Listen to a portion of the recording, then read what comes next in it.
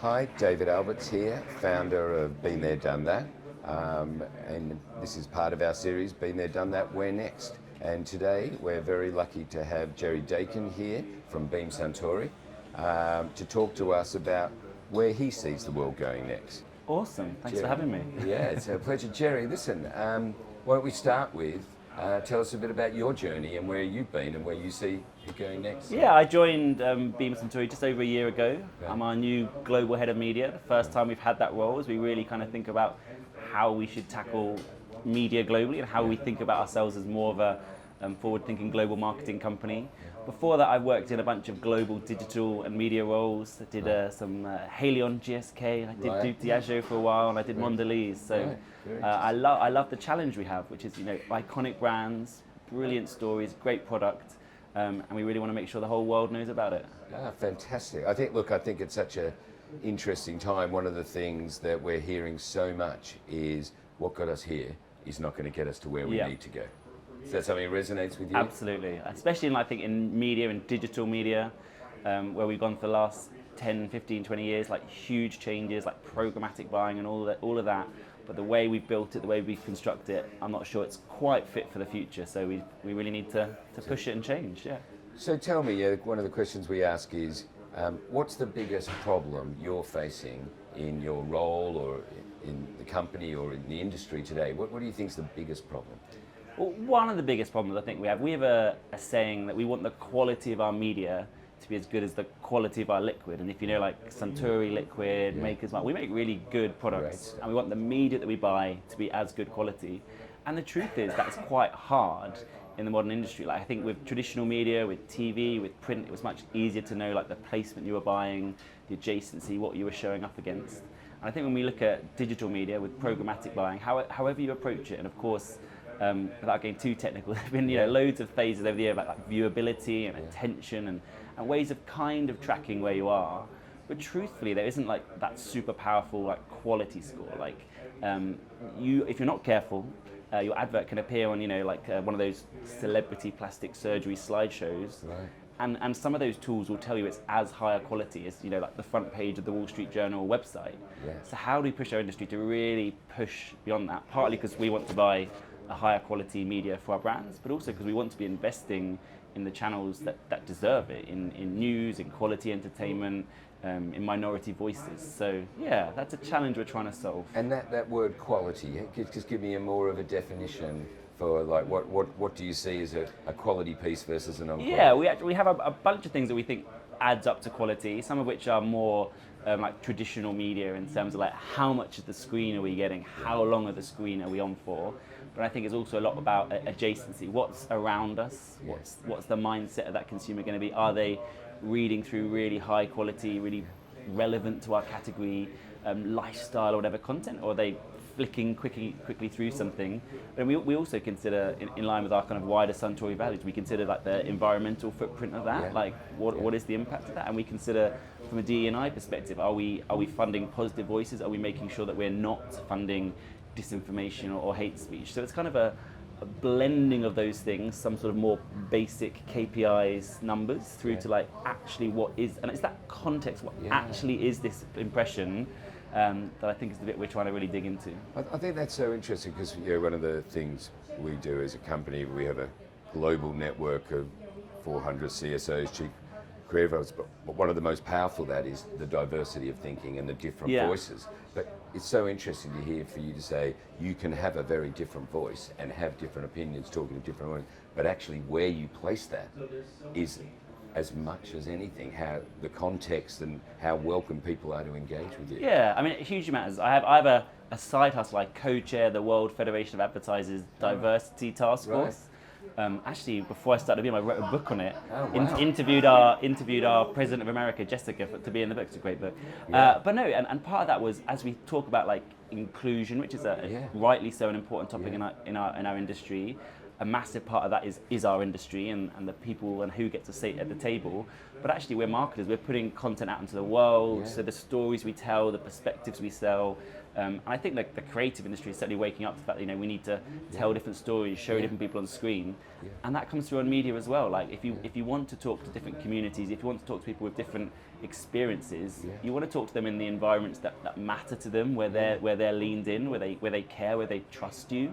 And so I think it's another level, and it makes our job as media planners harder, because you can't just buy one easy generic thing. But I think that's part of the future of media. What's the name of the book? Author, give a plug. Inclusive marketing. It's Inclusive available in all marketing. good bookshops. Very good, Some very good good. I think that's so interesting. And so if you were to imagine, second question, if you would imagine a world where you felt that this could go and work really well, how do we take the knowledge from inclusion marketing into the real world? Where do you see it going? Yeah, I think, and in particular, in terms like the media quality side of things, for us, I think we're trying to see, and there are lots of tools that exist in this space. Like people who've invented like validation and tracking around some of the basics of like viewability and brand safety and things, and we're really pushing those guys to take it to the next level. We really understand, when you buy TV, you know what shows you're going to be, what audience you're going to get, like what time of night it's going to be. How do we develop that level of like quality and understanding so that people who are creating really high quality news, storytelling content, which has a much more leaned in audience, how do we make sure that we can make sure our adverts are appearing on that? And if other people aren't trying that, it's even better for us, because that's where we want to be. That's where we want our brands to show up. I think actually what I learned through the book, because basically I don't begin to imagine I know all the answers to inclusive marketing. So I interviewed like 20 different marketers with like different perspectives.